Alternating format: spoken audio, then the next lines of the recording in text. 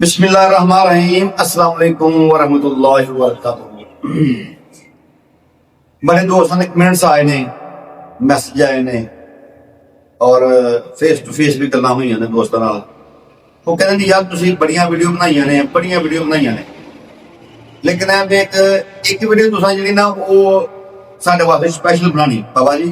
बिल्कुल जी ताबे ना मैं आख्या केहड़ी? उन्हें आख्या यार गल है मेरी भरजाई है ते जिस्म ओहदा काफी मोटा हो गया ते असीं ते रोटी खाण नूं तंग हो गए। जी जी मैं आऊं क्यों? आंदा ना उठिया जांदा है, ना बैठा जांदा, ते बह उठ नहीं सकदी ते जे उठ जाए बह नहीं सकदी। मैं फिर उन्हें आख्या रोटी पकानी कितने ने? परेशानी बन गई। परेशानी बन गई। उन्हें आख्या, मैं पूछा कि वजह की बनी? उन्हें आख्या यार गल बच्चा आया उस बाद ऑपरेशन बाद दा जिस्म मोटा हो गया। मैं चलो ये तो गल बन गई ना। हाँ जी ऑपरेशन मेरा मैं हूं ज उन्हें आख्या मेरा भरा है वो भी उसना ही और सानू कोई लाज दसो कम असी घर असी हंसी खुशी च नकड़िए तुरिए परेशानी पड़िए टुकर सानू खान मिलता नहीं बाजारों रोटी खाने असीं घर सब कुछ है ते पर बाबा जी अज इन्हां दे जेहड़े साडे दोस्त ना उन्हां दा मसला हल करिए। अजा मोटापा ना नामराज चीज जेहड़ी सारी चीजें जाड़े हाँ जी ਇਹਦਾ हल आई दसो सानू।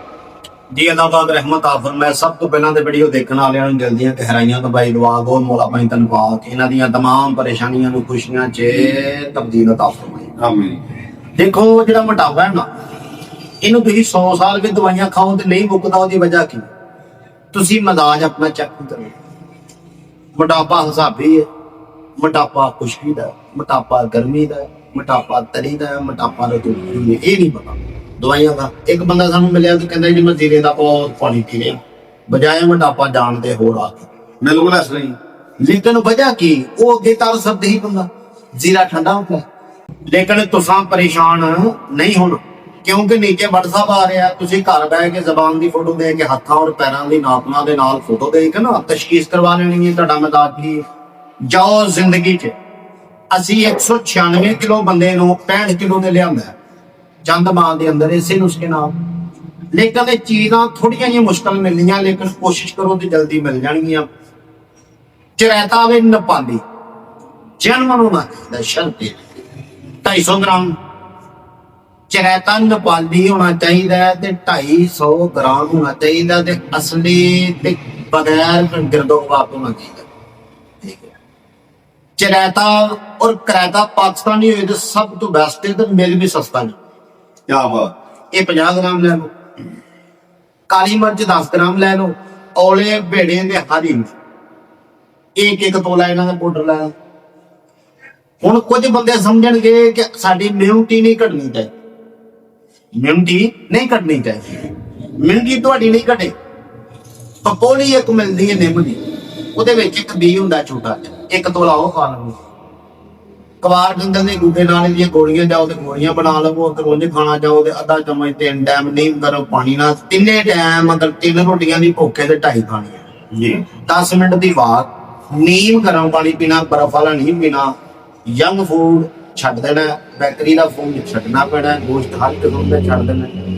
ਕਿਸੇ ਕਿਸਮ ਦਾ ਅੰਡਾ ਮੱਛੀ ਤੇਲ ਵਾਲੀ ਤਲੀ ਹੋਈ ਚੀਜ਼ ਨਾਲ ਪਕੌੜੇ 버ਗਰ ਸ਼ਾਰਮਾ ਬੋਤਲ ਸਕੰਜਵੀ ਕੱਚੀ ਲੱਸੀ ਦੁੱਧ ਸੋਡਾ ਤੁਸਾਂ ਨਹੀਂ ਪੀਣਾ। ਸਾਦੇ ਜੀ ਇੱਕ ਕੰਮ ਦੱਸਣ ਲੱਗਾ ਤੁਹਾਨੂੰ ਜਵਾਂ ਦੀ ਰੋਟੀ ਖਾਣੀ ਹੈ। ठीक हो गया।